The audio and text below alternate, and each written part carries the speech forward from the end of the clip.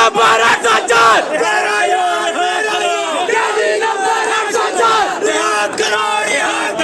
खान को रिहा करो खान को रिहा करो अल्लाह अकबर अल्लाह अकबर अदलिया को रिहा करो अदलिया को रिहा करो अदलिया को रिहा करो अदलिया को रिहा करो अदलिया को रिहा करो अदलिया को रिहा करो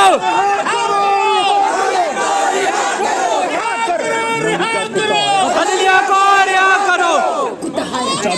कुत्ता खावर कुत्ता है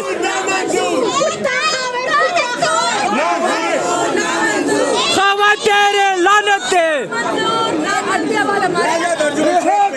रिहा करो खान को रिहा करो अदलिया को रिहा करो